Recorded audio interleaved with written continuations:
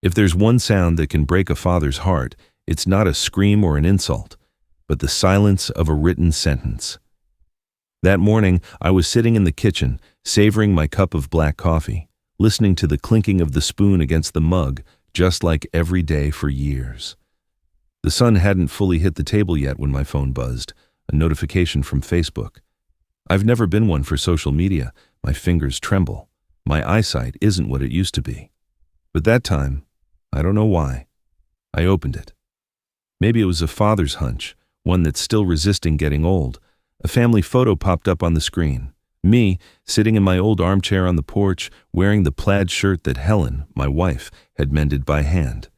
Just a regular picture until my eyes landed on the caption right below it. If this old man died, my life would be perfect. I read it once, then again. Every word was a knife straight to the chest.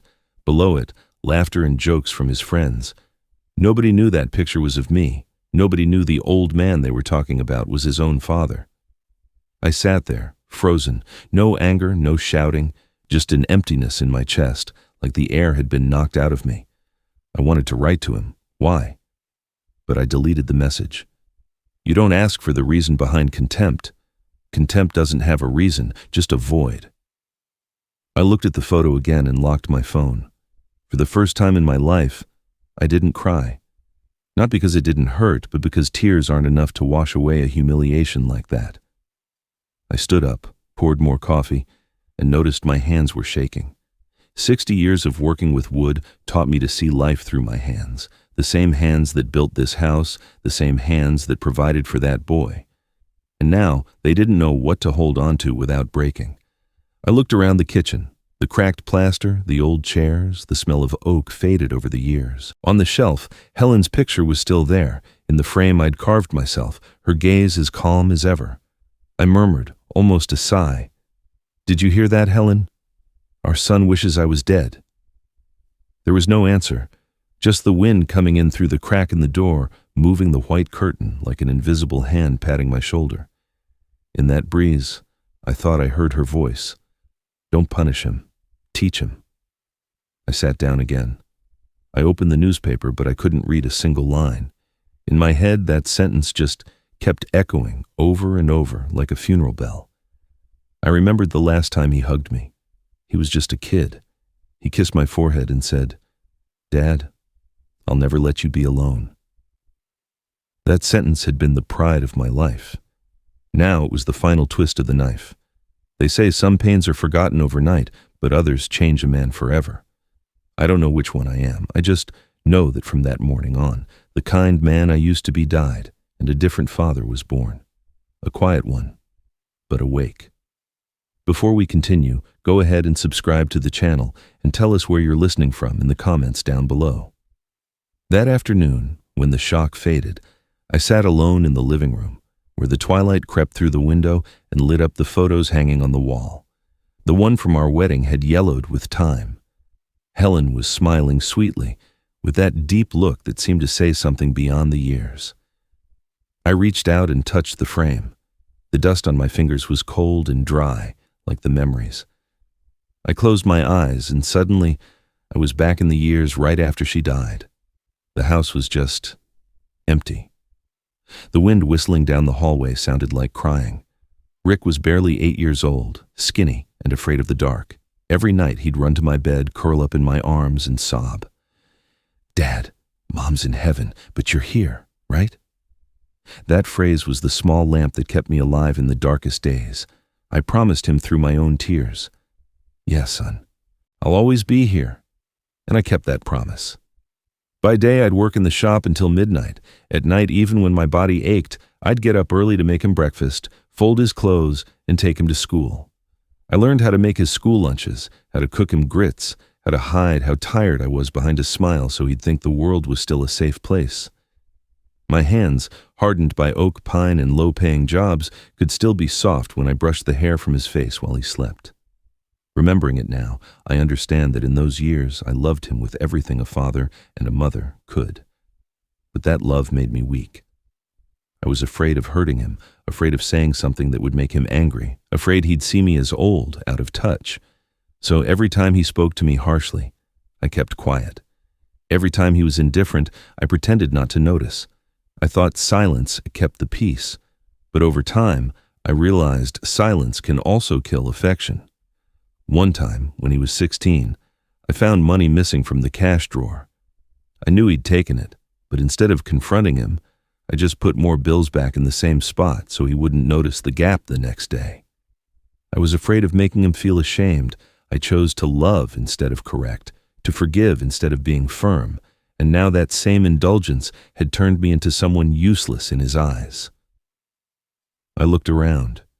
Everything in this house spoke of Helen and Rick. The dining table still had the scorch mark from when he played with a lighter. The crystal glass with a tiny crack was still on the shelf because he'd given it to me for my birthday when he turned 12. Every object was a slice of time, a reminder that the love was once real. It was enough before it was forgotten. I sighed and spoke to Helen's photo. I kept my word, you see. I'm still here, in the same place, making the same coffee you liked. But the boy's already forgotten. The wind came through the window, bringing the smell of rain, of damp wood, and the faint scent from her old silk scarf. In that instant, I heard her voice, clear as day, behind me. Don't lose him to anger, Arthur. Teach him with silence. I opened my eyes. Sometimes, the ones who are gone can still speak to us, if the heart is quiet enough to listen. And I understood that from that moment, I would start teaching my son again, not with words, but with the clarity of silence. The next morning, I went to the wood shop early. The sound of the saw and the chisel striking the wood set the rhythm of the day, but my mind couldn't find peace.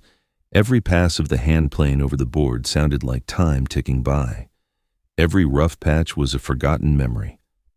Rick used to sit in that same chair, his back against the wall, his feet dangling in the air, asking with curiosity, "Dad, why does the wood smell different?" I'd laugh, ruffle his hair, and tell him that wood, like people, had its own story. Now the chair's still there, covered in dust, and that little boy's voice has become an empty echo. When Helen died, I became a father and mother at once, but I only knew how to be a father, the father of duty, of responsibility, not the one with tender words. I didn't know how to say, "You did a good job," only, "How was school?" I didn't know how to hug him when he was frustrated. I just told him, "Try harder." Maybe in those silences, my love disguised itself as coldness. When he turned 15, I started to feel him pull away. He closed his bedroom door more often. He'd blast his music. He'd come home late. I tried to get his attention, but I only got an indifferent stare. One night, when I asked if he'd eaten, he snapped, "I can take care of myself." A common phrase, sure, but for a father who has lived only to care for his son, it was like a punch to the gut. I stayed quiet, not out of anger, but out of fear. Fear of saying something that would push him away. Fear of losing him for good. I remember one time the school called me about a fight. The principal told me, "Your son needs someone to talk to." I could only nod my head and apologize. On the way home, Rick sat in the back seat staring out the window. I wanted to say something, but my tongue felt heavy. In the end, I just sighed. I chose silence, and from that moment on, the silence between us stopped being peaceful and became an invisible wall. Years later, I understood that the distance between two people isn't measured in feet, but in the number of times we didn't speak when we should have. I thought loving him was enough, but love that isn't spoken withers like a tree without water. Now, looking back, I see my part in it. I let him grow up without explaining that behind my seriousness, there was affection. I let the distance stretch to the point where one day he could tell the world, "If this old man died, my life would be easier." I set the hammer down on the workbench and looked at my calloused hands. These hands that had built furniture, that had put food on our table, weren't delicate enough to touch my son's heart. Outside, the wind whistled under the eaves, and the smell of approaching rain filled the air. In my head, Helen's soft voice echoed, "Don't judge him. Correct what you left unsaid." I sat there for a long time, listening to the wood creak in the sun, and suddenly, I understood. To repair a crack, a carpenter has to look closely at every grain. In the same way, to repair the bond with my son, I had to start by looking at myself. I began to notice that something had changed, not in him, but in how I allowed him to treat me. Every morning, I still made 2 cups of coffee out of habit, even though I knew only one would be emptied. Rick almost never sat with me. He'd rush out, buttoning his shirt and saying on his way, "Dad, I need you to transfer me some money. It's urgent," without a good morning, without a single question, like I was his personal ATM. And I, addicted to the routine, kept sending the money, kept saying, "All right, son." At first, I'd console myself by thinking he was busy, that young people are just different now, that if I helped him out a few times, he'd be grateful. But time woke me up. He didn't need his father. He needed his father's bank account. Every text that came in started with Dad and ended with a dollar amount. None of them asked if I'd eaten or how I was doing. Just, "I need it now," or "I'll pay you back tomorrow." And of course, that tomorrow never came. One morning, he showed up at the house, scowling. "Why didn't you make the transfer? I told you it was urgent." I looked him straight in the eye. "Have you had breakfast? I'll fix you something." He cut me off. "I don't need breakfast. I didn't come to eat. I came for the money." I went quiet. I felt a coldness spread from my chest. The words got stuck in my throat. I didn't know how to react. The part of me that was still a father wanted to calm him down, to say, "It's fine, here you go." But the other part, the wounded man, just wanted to scream. I didn't scream. I opened my wallet, took out the cash, and put it on the table. "Here you go." He snatched it without a thank you and mumbled, "You should learn to live like modern people. You're still so old-fashioned, it's exhausting." The door slammed shut. The noise echoed through the house like the shattering of something fragile, something I couldn't name. I sat down, empty. Maybe I had taught him to be this way myself. Ever since Helen died, I gave him everything: money, time, energy. I wanted to make it up to him, but the more I gave, the more I lost. I made him believe that love was the same as obedience.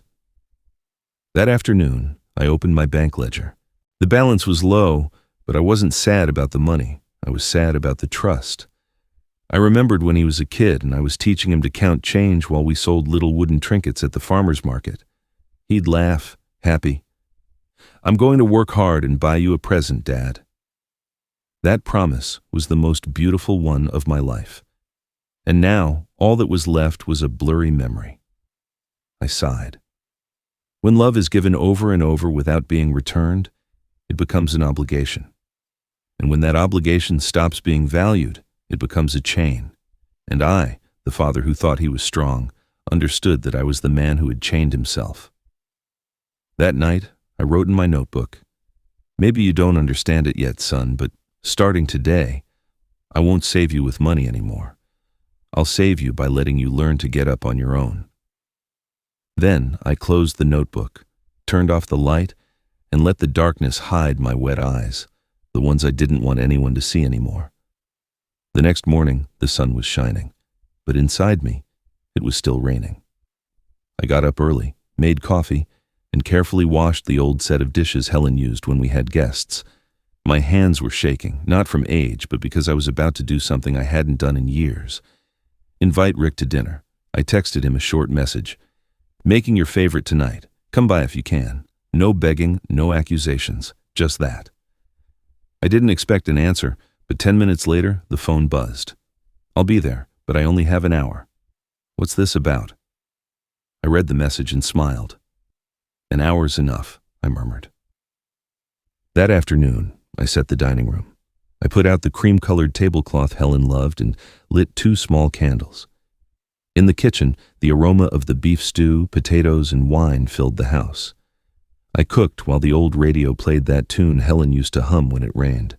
Every so often, I'd look toward the door, afraid he'd change his mind. At 7:30, I heard a car pull up. I wiped my hands on my apron and went to the door. Rick was there, in a white shirt, jeans, and his phone in his hand. He didn't look at me, just said, "I don't have much time. Say what you want to say." I smiled, opening the door. "Eat first. I made your favorite stew." He frowned. "You didn't have to go to all this trouble." "It's no trouble," I replied. "It's been a long time since we shared a meal." He sat down, reluctantly. The first few minutes were just the sound of silverware and the ticking of the clock. I let the silence hang. I knew that sometimes silence is necessary. I watched him, tired eyes, skin pale from sleepless nights and alcohol. He was still my son, just with a different look in his eyes. I was the one who broke the silence. I saw what you posted. He froze for a second, then shrugged. Are we back on that? I already told you it was a joke. You're overreacting. I answered calmly. A joke? Saying your life would be perfect if I died. How funny. He avoided my gaze, pouring himself more wine. You're too sensitive. I was just stressed. Maybe, I said slowly. But you should remember that some words cut. And I, Rick, have enough scars already. He set his glass down on the table, hard. Did you call me here to give me a sermon? I shook my head. No, I called you here to have dinner and to tell you I'm not angry anymore. He looked at me, surprised. You're not angry? After all that? That's right. Because I realized anger doesn't teach anything. He was quiet. And on his face, for just a moment, I saw the little boy again, the one who would tremble and cling to me when it thundered. I wanted to say more, but I just sighed. Your mother would be disappointed. He flinched, then covered it with a forced smile. Don't bring Mom into this? I nodded, my voice barely a whisper. All right. But you should know. She's still watching. The dinner ended in silence. When Rick got up, I walked him to the door. He turned, as if he wanted to say something, but he didn't. I just murmured, This isn't advice, son. It's a farewell. He looked at me, confused, and left. The door closed. The night breeze came in and blew out the 2 candles. In the dark, I sat down, listening to the slow beat of my heart. I don't know if he understood, but I knew that, for the first time in many years, I was the one who had put an end to the pain that had chased us for so long. The next morning, the town woke up wrapped in a thin mist. The sun hadn't managed to break through yet, and the whole city seemed covered in a lead-gray sheet. I got up earlier than usual, not from insomnia, but because my mind had made a decision as clear as a hammer striking wood. That night, I had dreamed of Helen. She was in the garden, holding a set of old keys, and she told me with her calm voice, He who sets no boundaries teaches others to push him. I woke up with that sentence echoing in my head. I put on the old suit I had worn the day Rick graduated from college. I'd cried tears of joy that day. Today I was wearing it again, not out of pride, but to say goodbye to the weak part of me that was left. I looked in the mirror and smiled. Old, yes, I thought, but still clear-headed enough to do the right thing. Outside, the sound of the newspaper delivery truck mixed with the smell of damp coffee in the air. I poured a cup and drank it slowly, savoring every sip. Then I opened the desk drawer and took out the stack of bank papers, the joint account between Rick and me. I went through the statements page by page. There they were. All the transfers, all the expenses I never questioned, tuition, car repair, emergency, different excuses for the same act, abusing my love. I left the statement on the table, took a blank sheet of paper, and wrote a single sentence. From today on, this love will no longer be measured in money. I put on my coat, took the folder, and locked the door behind me. The streets were still shining with dew. The cobblestones reflected the gray morning light.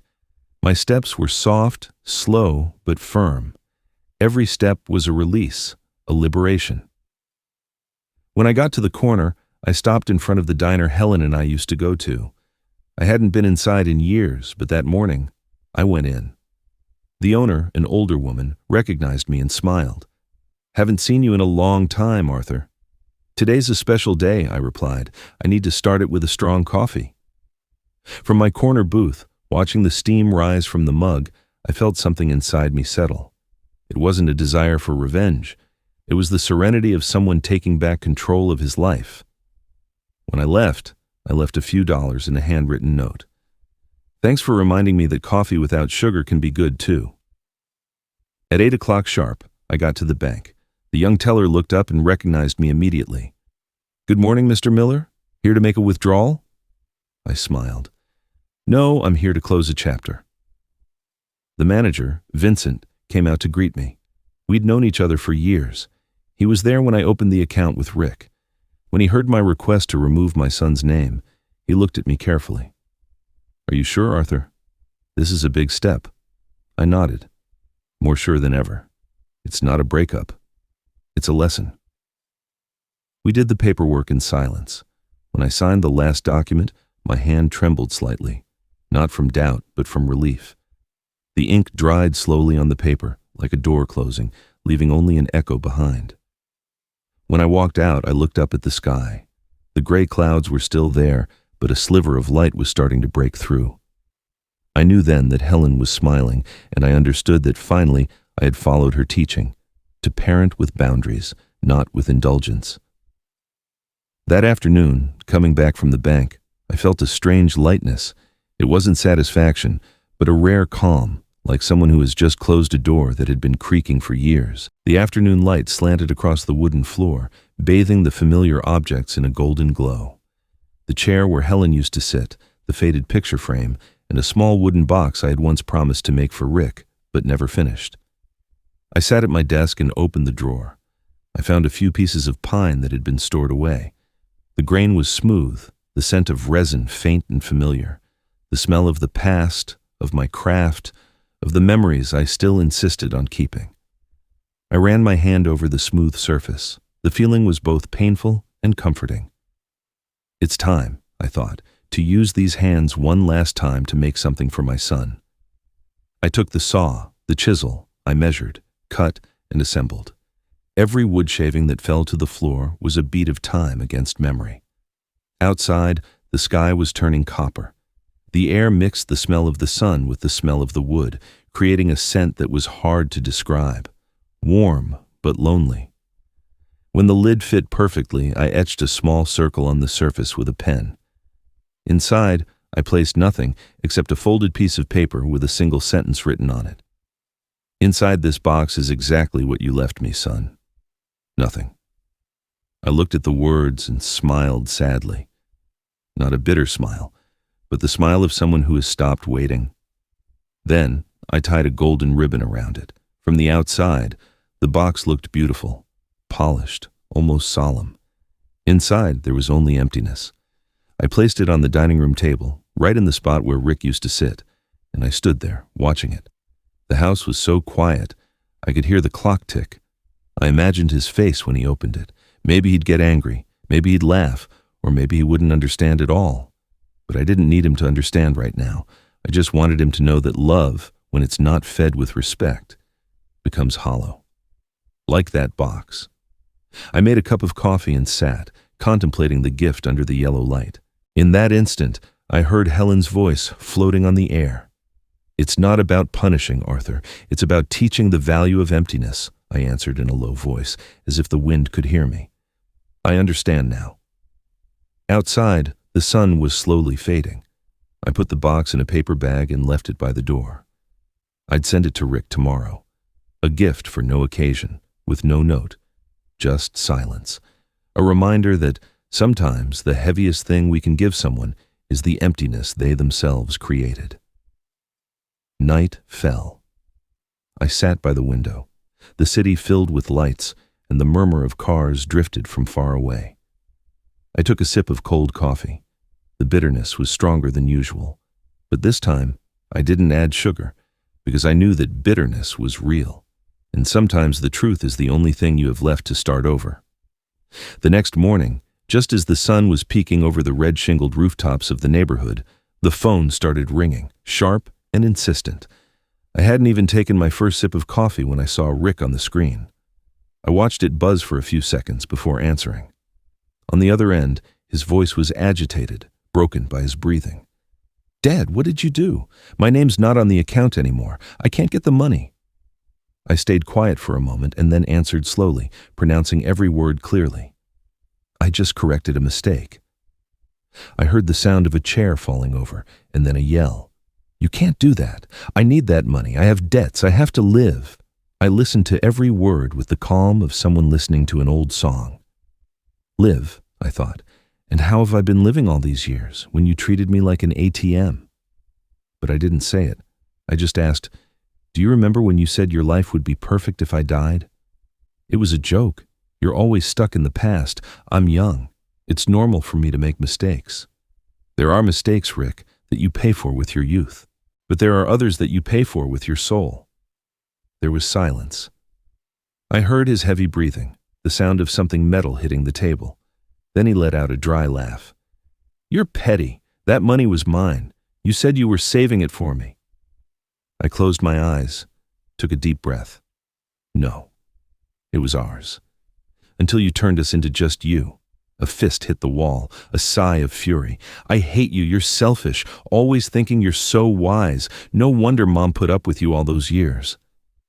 That sentence froze me, not with pain, but with astonishment. How can people stain even the most sacred memories just to justify themselves? Keeping my calm, I replied, "And you think your mother would be proud of you today?" On the other end, nothing, just ragged breaths. And then, a choked sob. I didn't expect my question to disarm him like that. A few seconds passed before he spoke again, his voice trembling. "Dad, I need help." I looked at the ray of light coming through the window and lowered my tone. "No, Rick. What you need is to learn to help yourself." I hung up. The house was silent. The phone on the table stayed lit, showing missed call notifications, one after another. I didn't look at it again. I sat down. I laced my fingers together, and for the first time in many years, I felt peace. Not from winning an argument, but because I had finally said, enough. Outside, the sparrows were singing in the sun. I looked up and saw the clear sky after the night's rain. Helen used to say, "After every storm, if the earth doesn't break, it blooms." Maybe this was the first storm I'd allowed myself to face without running. I picked up my coffee mug and took a sip. It still tasted bitter. But strangely, that morning, it tasted good, because for the first time, that bitterness was mine, and it was no longer diluted with anyone else's tears. That night, the house filled with a strange quiet. The phone wasn't ringing. There were no angry slams of the door, no rushed footsteps from Rick. It was just me, Helen's old clock, and the smell of cold coffee floating in the kitchen. I sat at the wooden table we had built together, watching the yellow lamplight reflect on the surface like a river of memories. It had been a long time since I'd felt peace. It wasn't a sweet peace, but the kind that comes after the storm. The air still damp, the earth still standing. "I did it, Helen," I murmured, as if she were sitting next to me. "I didn't get revenge. I just learned to be quiet." I poured a glass of red wine, the one Helen liked to sip on cold nights. The aroma of the wine mixed with the old wood, creating an intense fragrance I hadn't smelled since she died. I remembered her words. Silence is also a way of speaking. Now I understood them. For years I feared silence because I thought it meant distance, but I discovered that, sometimes, silence is the only way to keep what little dignity you have left. I opened the window. The night wind brought the scent of jasmine. The sky was bright, still damp from the rain. In the corner of the yard, the lavender pot Helen had planted was still alive. Its green leaves were sprouting from the dry earth. I bent down and touched the edge of a leaf. The dust stayed on my fingers, but I felt a new lightness in my chest. Everything can bloom again, if you care for it with patience. I went back to the table and picked up the notebook, the one where I used to write down shop orders, now my journal. I wrote slowly. Today, for the first time, I no longer feel it. It's been 2 weeks since that call. Not a single text, not a visit. The house is so quiet I can hear the wind seeping through the window every afternoon. I started to get used to the calm, even to find it kinder than the thorny words I used to hear. Every morning, I still get up early. I make coffee, open the workshop, and make small pieces for the neighbors. Not for the money, but to remind myself that these hands are still good for something. One morning, while I was sweeping the porch, the mailman called my name. He handed me a worn envelope with a note written in a hand I recognized instantly. For Dad. I took it.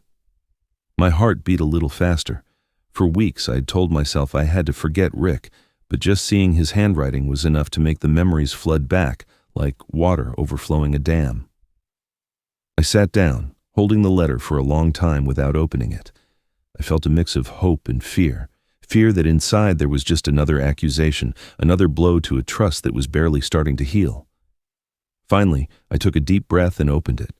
It was just a few lines, written with a shaky hand, stained with ink and tears. Dad, forgive me. I didn't know how to measure my words or my actions. I lost everything. And now I understand that you were the one thing I shouldn't have lost. If you still see me as your son, come find me. I'm where the old oak tree used to be. I read it and read it again. The last sentence squeezed my chest. The oak tree. The old oak in the park by the river, where we used to go every Sunday. He'd climb to the highest branch and yell, laughing, "Dad, look at me, I'm closer to heaven." Helen was still alive then. From below, with the picnic basket, she'd laugh and say, "Be careful, Rick.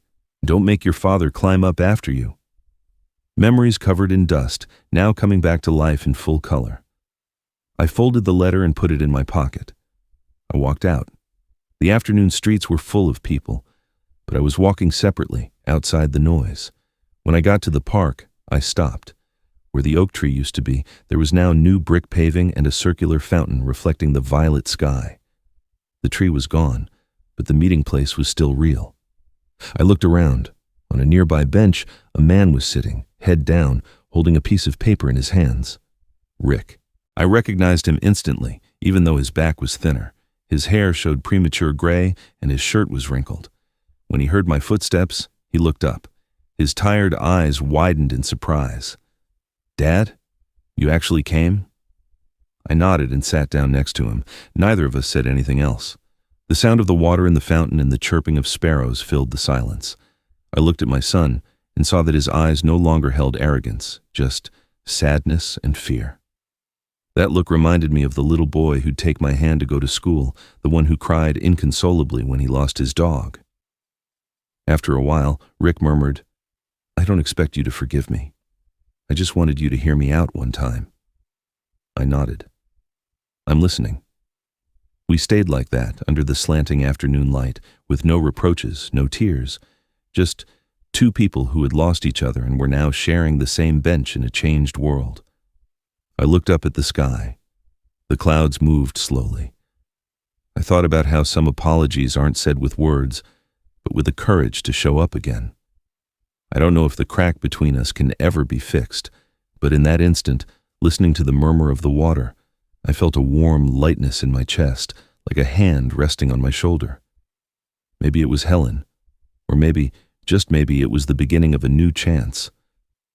The next morning, I got up early, as always, but this time it wasn't to work. On the kitchen table, I made 2 cups of coffee, one for me and the other for my son, who had promised to stop by. For the first time in many years, there was someone in this house I actually wanted to wait for. When Rick arrived, the wooden door creaked softly, and his voice was hoarse. "Can I come in?" I nodded and pointed to the table. "Coffee, the way you used to like it." He smiled with that mix of shame and tenderness of someone who doesn't know whether to laugh or apologize. We sat facing each other, separated by less than 3 feet, though it felt like a lifetime between us. The aroma of coffee filled the air, mixing with the smell of old wood and the faint scent of lavender from Helen's scarf, which hung on the wall. I held the mug in my hands. The warmth spread through my fingers and took me back to those mornings when Rick was a child. He'd sit on my lap, breathe in the smell of the coffee, and ask, "When can I try it?" I'd laugh and tell him, "When you're grown up, you'll understand why this bitterness tastes so good." Now he was grown up, and maybe he was finally learning that taste for himself. Rick looked at me, his voice low, scratchy. "I didn't come to ask for money," I replied, just barely. "I know." He lowered his head, turning the mug in his hands, not daring to look at me. I waited without asking, without rushing. When he looked up, his eyes were wet. "I came to ask for something harder." "What's that?" He hesitated for a second before saying it. "Forgiveness." The air stood still. I looked at him without saying anything. For years I had dreamed of hearing that word, and yet, hearing it, my heart tightened, maybe because I knew forgiving isn't as simple as saying it. I took a deep breath. I looked at my hands, hardened by work, then at his, trembling, so much like mine. I spoke to him, my voice low but firm. "You know, son, forgiving doesn't mean forgetting. It means having the courage to not carry it around anymore." Tears fell onto the back of his hand. I didn't wipe them away. I just pushed his mug toward him. Drink, it's bitter. But if you finish it, you'll feel the sweetness at the end. Rick lifted the mug and took a small sip. His face winced at the taste, and then he smiled, a mix of sadness and relief. It's still the same, Dad. I miss this smell. I smiled too, and for the first time in many years, my smile didn't feel forced. Me too, son. We stayed there, drinking in silence. Outside, the sunlight came through the old curtain, drawing two circles of light on the table, one large and one small, intertwining. I looked at them and felt a deep peace. Maybe, among all the cracks, the most valuable thing isn't what stays unbroken, but what can still be repaired. When he got up to leave, Rick looked at me and said quietly, "Thanks, Dad, for still opening the door." I answered him calmly, "This door was never closed, son. You just needed to knock." When the door closed behind him, I looked at the two coffee mugs, one empty, the other half full, and I knew then that perhaps this was truly the first morning of the rest of our lives. A week later, Rick called again. His voice was lower, calmer than before. "Dad, I want to take you out to dinner, but you're probably a better cook, right?" I laughed, a real laugh, for the first time without that old bitter taste. "Then you come here. I'll make your favorite tonight." I started cooking in the afternoon. In the kitchen, the smell of browning garlic mixed with red wine and simmering beef, filling the house with an aroma that reminded me of the days when Rick was a boy, always trying to sneak a taste of whatever I was making. I set the table carefully, the beige tablecloth, two old porcelain plates, and in the center, a small vase of lavender, Helen's favorite flower. I turned on the warm dining room light. Its glow made the room feel soft, welcoming. At 7:30, the doorbell rang. When I opened it, Rick was there, in a light blue shirt, his hair recently cut and a bottle of wine in his hand. He smiled, a little shy. "I don't know if you still like this one." I looked at the label, a Napa Cabernet, the same one Helen and I used to drink on special occasions. "I've always liked this one, Rick. Come on in." He came in and looked around. His gaze stopped on Helen's photo. "Mom's still in her spot. Your mother never left this place." We sat down. For the first time in many years, the air around the table wasn't heavy. There was the sound of silverware, the light clink of wine being poured. We talked about simple things, work, the weather, the old neighbors. There were no accusations, no tears, just two men trying to remember how to talk like a father and son. After dinner, Rick set his glass on the table and looked at me seriously. "Dad, I want to tell you something." I waited quietly. "I know I ruined everything. I thought you were weak, old-fashioned. But the truth is, I was just scared. Scared of seeing myself in you and realizing what I'd lost." I looked at him. His eyes were shining, and I knew that for the first time, he was speaking without a mask. "We all make mistakes, Rick. The important thing is knowing when to stop." He sighed, his voice breaking. "I don't know how to start over," I answered slowly. "Start with the truth, by learning when to lower your head and when to raise it." The clock ticked off the seconds. The wind came in through the porch and made the candle flames dance. Rick smiled, his voice trembling. "You know, Dad, now I just want to be like you. Not rich, not successful, just to have the peace of not needing to prove anything." I looked at him, and a deep warmth spread through my chest. After so many years, those words sounded like a confession, and also like a rebirth. Before he left, he said softly, "I'm looking for a job, any job. I want to stand on my own 2 feet, not depend on anyone." I nodded. "That's the real gift you can give me." He smiled with the same sweetness he had as a boy. "And the gift you're giving me, Dad?" I stood up and left the dining room. I came back with a small box, the same one I had sent him before. "You already received this gift, but maybe now you'll understand what it means." Rick opened it and looked at the emptiness inside. "I get it now. The emptiness also teaches you how to fill." I smiled. "Exactly, son.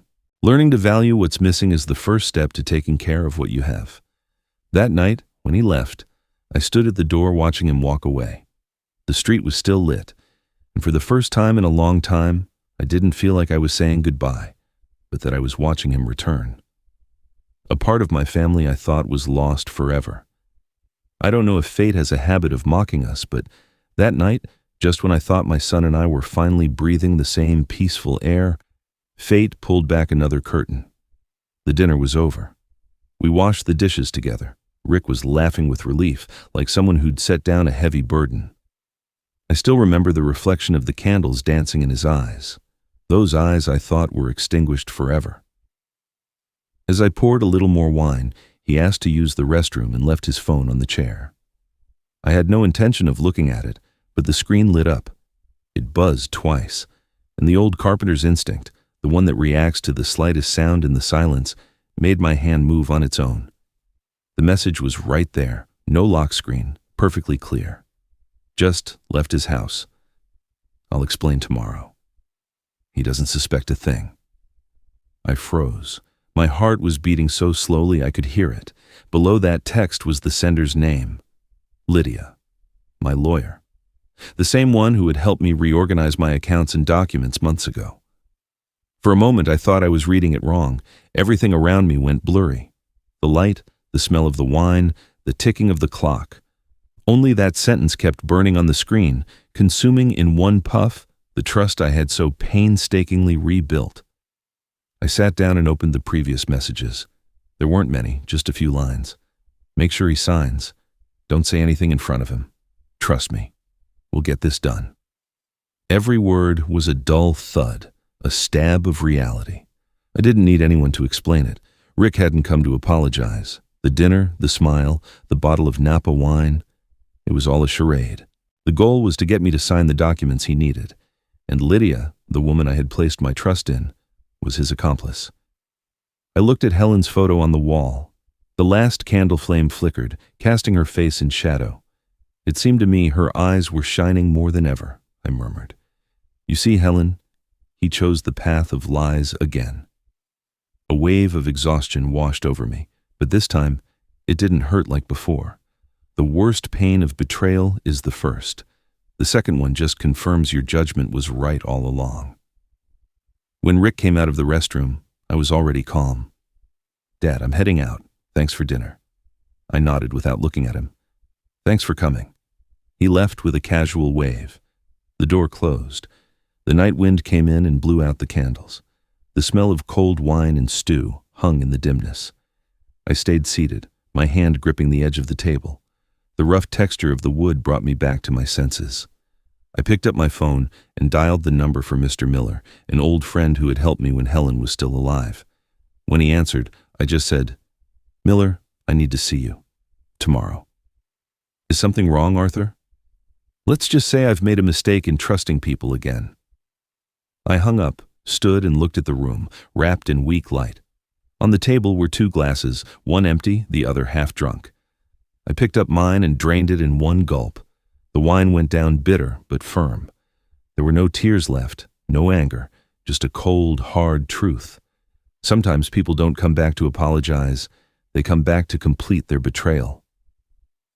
I looked up at Helen's photo and whispered, "This time, I'm not staying quiet." I didn't sleep all night. The rain beat against the shingles with the rhythm of an old hammer, steady, cold, melancholic. I stayed in the workshop, under the yellow light that fell on the unfinished pieces of wood. Outside, the whole town was wrapped in humidity. The smell of wet earth filtered in through the window. I poured a cup of black coffee, bitter, no sugar. I wanted to remember this taste well, the taste of the truth when it's no longer disguised as hope. I took my old notebook, opened it to the middle, and wrote, "Love is not begged for. If it's betrayed, you walk away with your head held high." When I finished writing, I closed the notebook and set the pen aside. In my mind, Helen's image appeared. Her face was still calm, but this time she wasn't speaking to me with a comforting tone, but with a silent approval. I heard her voice, soft and firm. "Don't save him anymore, Arthur.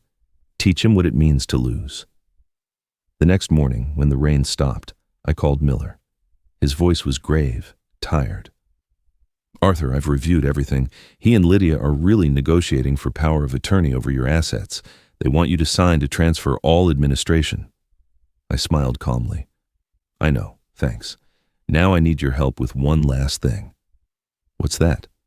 Rewriting my will. I want to change everything. That afternoon, I went to his office. Miller looked at me with a mix of respect and sadness. Are you really going to do this? Writing your own son out of the will is no small thing, I answered, my voice hoarse but firm. It's not a punishment, it's a lesson.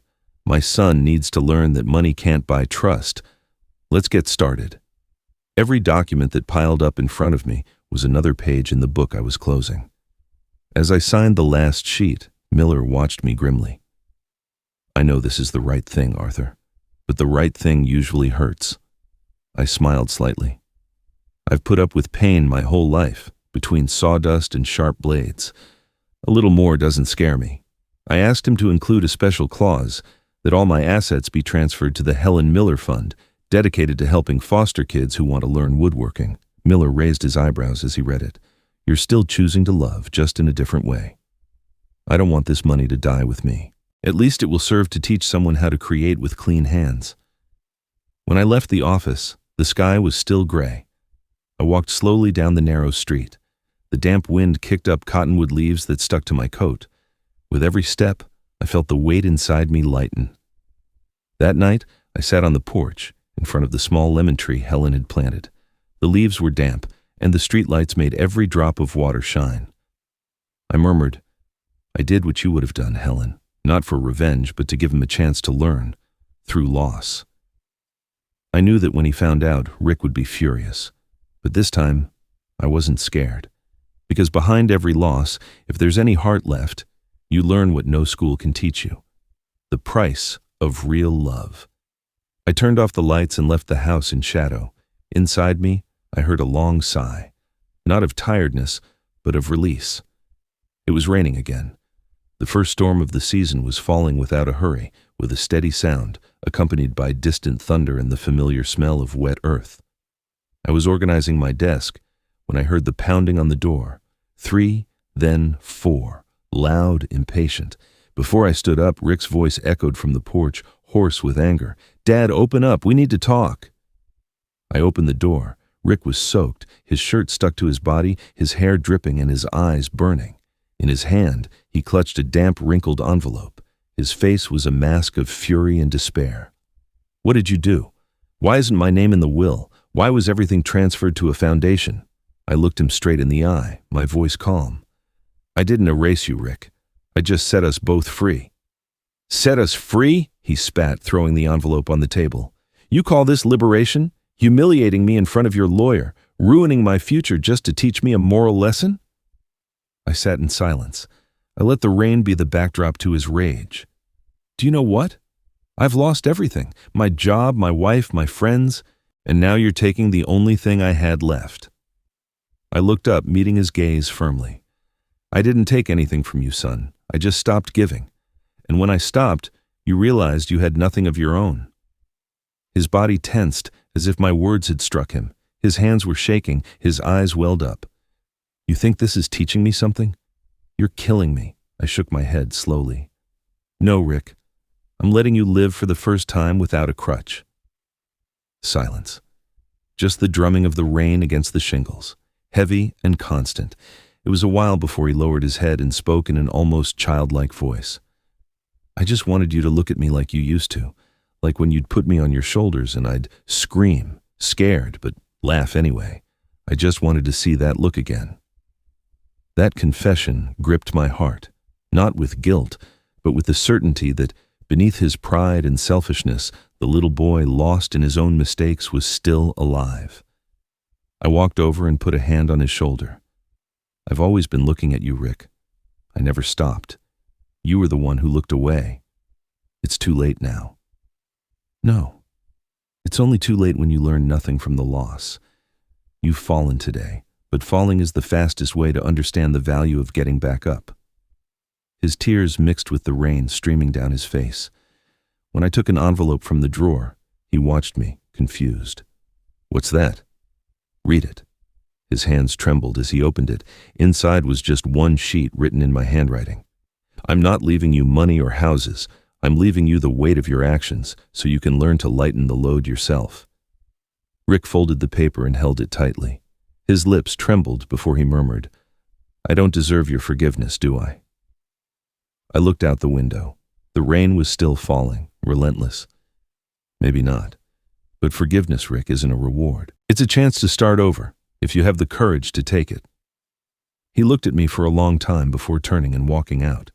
His silhouette blurred into the curtain of water. The door closed with a soft sound. No shouting, no fury. I was left alone in the damp, cold house. I didn't feel relief or burden, just a deep certainty. That night, a father had completed the hardest task of his life, teaching his son with loss, not with tears. The next morning, the sky was strangely clear. The sun, after the rain, made the shingles on the roof shine as if nothing had happened. I sat in the kitchen, listening to the birds singing in the garden, and made a cup of coffee. It was the coffee of a father who had just learned that sometimes, to love a son, you have to be willing to seem cruel. On the table was the envelope Rick had left the night before. I opened it. Inside was a wrinkled sheet, damp with rain, the ink smudged, but I could still read the last line. "Forgive me, Dad. One day I'll understand."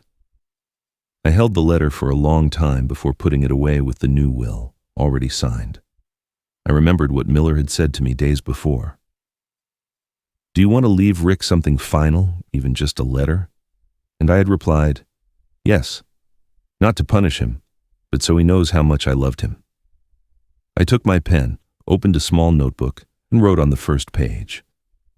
"My son, if you are reading this, it's because I can no longer tell you in person. For years, I believed love was shown by giving.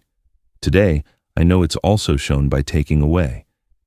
I took away what you thought was yours, not out of cruelty, but because love without boundaries doesn't teach. It destroys. Don't look for an inheritance in papers. Look for it in your hands. If one day those hands create something of their own, you will know this lesson was worth it." Below that, I added another line, in my language, the way Helen used to do when she wrote bilingual letters. "Tin yu kwa chakun nam trontam hon, chakun nam tron tien bak, ma tron kaj kon biet tro tantangoy tot, no kon lam duok diudu, di moi la thucha dathan kung de kon roy." A father's love isn't in money, but in whether his child becomes a good person. If you can do that, then I have succeeded in teaching you. When I closed the notebook, I felt I had just finished a chapter, not of loss, but of liberation. That afternoon, I took the envelope with the letter and the will to Miller's office. He received me with a firm handshake. "Arthur, you want me to keep this letter with the file?" "Yes. When I'm gone, give it to Rick during the reading of the will. Not before, not after." Miller nodded, a mix of respect and compassion in his eyes. "You're a strange father, Arthur. You still love your son, even while you're teaching him by making him lose everything." I smiled calmly. "You don't teach by holding on to your children, Miller. You teach by showing them they can fall and get back up on their own."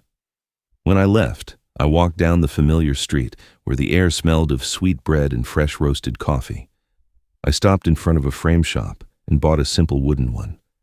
Back at home, I placed the old photograph inside. Helen, Rick, and me. The day of his graduation. I looked at it for a long time before hanging it across from my desk, where I could see it every day. I said quietly, as if she were still next to me, "It's done, Helen. I did the right thing, even though it hurts. Maybe when a father learns to let go, that's when love is kept whole." As evening fell, the wind came through the window and moved the note on the table. On it, I had written a phrase I would also leave for Rick. A father's love isn't earned, it's honored. The sun slipped slowly off the wooden floor, and I finally felt a deep peace. I knew that somewhere, Rick was starting over, and I, this old carpenter, was also starting over in my own way, living, but no longer in pain for loving. 3 years have passed since that rainy night. Time, like an old carpenter, knows how to sand down the sharp edges of pain until they're smooth, almost polished. I still live in the same house, the one Helen chose, the one that was once full of laughter and then fell silent. Now, that silence is no longer heavy. It's soft, like breathing, like a quiet companion who only listens. In the mornings, I make coffee and open the windows to let the breeze in. The smell of damp wood, rain, and the garden soil mixes in the air. In the corner of the yard, the lemon tree Helen planted has grown up to the eaves. Every season it blooms with small white flowers, so fragrant you only have to get close to feel your spirit lighten. Sometimes I tell myself, this tree lives because it knows how to take the sun and endure the rain, just like people. After breakfast, I walk to my small workshop a few streets over. I don't take big commissions anymore. I work with the kids from the Helen Miller Fund, the foster kids who want to learn woodworking. Sometimes they look at me and call me Mr. Arthur, the old man who teaches with silence. I smile, because maybe that's the most beautiful thing anyone has ever said about me. One afternoon, while I was showing a boy named Antonio how to carve a perfect curve in the wood, he asked me, "Sir, why do you never yell at us when we mess up?" I looked at him and replied, "Because yelling doesn't soften the wood. It only makes people afraid of the plane." The boy nodded, not fully understanding, but he smiled. In his smile, I saw a flash of Rick at 10 years old, my son in this same spot watching fascinated as his first wood shavings fell. In the afternoons, I come home. The sun sets, and the light filters through the lemon tree, leaving golden, trembling reflections on the wall. I make another cup of coffee and sit on the porch. There, I write in my notebook, no longer sentences of sadness, but little notes to myself.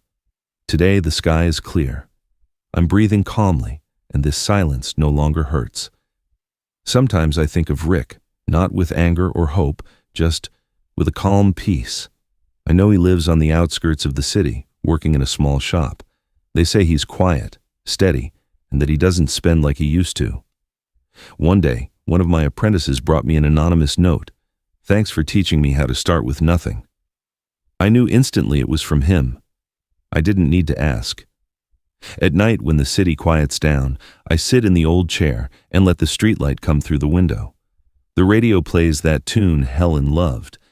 I close my eyes and I hear her say, "You see, Arthur, silence blooms too." I smile. Yes, the flowers have bloomed. They're not bright, but they are strong. Inside me, the storm passed a long time ago. What's left is a calm sky under which I'm no longer afraid to be alone. Sometimes happiness isn't about having someone close, but in knowing that the one you love is alive, learning, changing, even if it's from far away. And I, Arthur, learned that from the same son who once broke my heart. When they ask me if I have any regrets, I just smile. No, because sometimes, to teach a child to fly, a father must have the courage to let him go. And in the murmur of the lemon tree leaves, I think I hear Helen whisper, "And you let him go just in time, Arthur." One morning in early summer, while I was sweeping leaves off the porch, the doorbell rang. When I went out, I saw the usual mailman, holding a rather worn envelope, the edges creased from travel. "Got another letter for you, Mr. Miller. Comes from a town over in the next county." I smiled, thanked him, and took it. In the upper corner, I recognized the slanted, slightly shaky handwriting. Rick Miller. I opened the envelope with the same knife I use for carving wood. Inside were several folded sheets and a photograph. The photo showed a thin man with a calm smile, and next to him, a boy of about 7, messy-haired, holding a small wooden car. In the bottom corner, in a child's handwriting, it read, "For Grandpa Arthur, thanks for giving the world a second chance with me." My hands trembled, my vision blurred, and it took me a few seconds to be able to read the letter that came with it. "Dad, it's been 3 years. I don't know if you can ever forgive me, but I wanted to tell you that I finally understand. I lost a lot, but I also gained something worth more. I work in a small shop with good people. I teach the kids what you taught me without words. My son's name is Julian. I tell him about you, about the grandfather who taught me not to give up. When I asked him what he wanted to be when he grows up, he said, 'I want to make things that last.' I knew then that the circle was closed. Thank you for letting me fall. Without that fall, I never would have learned to get up. Below it, a final sentence written in my language, with careful strokes, Kam on cha, vida yukon bankach kwa cha. Thank you, Father, for loving me in your own way. I smiled with a mix of pain and relief. In the small house, the wind rustled the white curtains. The smell of lemon and wood filled the air, a smell of memories and of forgiveness. I looked at the photo again. Little Julian was laughing, his eyes bright, like Helen's in her youth. I ran my fingers over his face and murmured, "You did it, son. You didn't just learn to live. You learned to teach the world what I tried to teach you."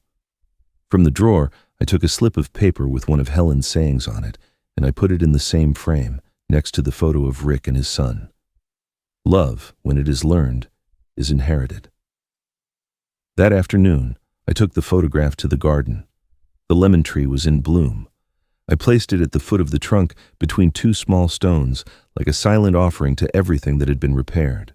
I whispered, "Helen, I think you'd be happy. Our son understands, even if it took him a while.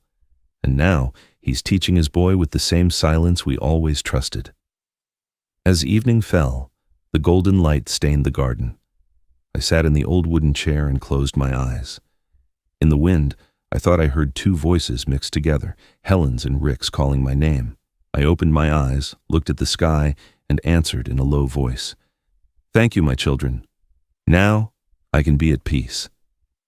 And I knew then that what was once broken had finally been joined, not perfect, but firm, like a piece of old wood repaired by hands that know how to love. Sunset. The last light of day slants over the porch and caresses the wooden frame on the table, the one with the photo of Rick and my grandson, Julian. The boy is smiling, his eyes as clear as young lemons in the sun.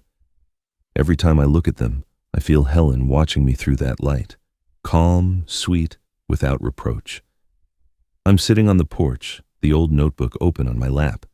The wind blows softly, bringing the smell of lemon and oak, the same smell that accompanies all my memories. I write slowly, my hand trembling with age. Forgiveness isn't forgetting. It's just breathing without resentment. I set the pen down and look up. The sky is turning to copper. In the distance, I hear the laughter of children in the street and the whistle of a train at the depot. Life goes on, as always, without me, without the old pains. But for the first time, I feel part of its rhythm, not lost, not abandoned. On the table, the coffee is getting cold, leaving a dark ring on the porcelain plate. I take a sip, bitter but fragrant, like life.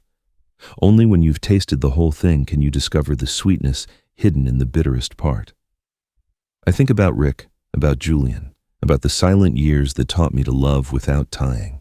A gust of wind passes and lifts a page of the notebook. The last page turns, showing a phrase Helen wrote before she died, one I've kept all my life. "When love hurts, don't kill it, let it breathe." I smile. That phrase I never used to understand. Today I know I have lived it. I stand up and walk to the garden. Helen's lemon tree has grown tall, its canopy covering half the porch. Under the tree, where I placed Julian's photo, a few white blossoms have fallen, covering the image like a blessing. I bend down and touch the damp earth. The coolness runs up my skin. "I've kept my promise, Helen," I murmur. "Our son understands. And this silence, it's not lonely anymore. It's peace." A drop falls from the leaves, maybe rain, maybe dew. I look up at the sky. The twilight is turning violet, and a sliver of light still remains between the clouds. I go back to the porch and sit in the old wooden chair. Everything around me is simple and perfect. The wind, the smell of wood, the light, and inside me, an emptiness that no longer has weight, light as a breath. I close my eyes and listen to the town breathe. In the murmur of the wind, I hear the mixed voices of Helen, Rick, and Julian's laugh. "Thank you. Arthur, you can rest now." I smile and write the last line in my notebook. Love, even when quiet, still speaks. I close the notebook. The house fills with the gold of the sunset. There is no sad ending. Just people who, at last, learn to keep living, in calm and in a silence that speaks with love.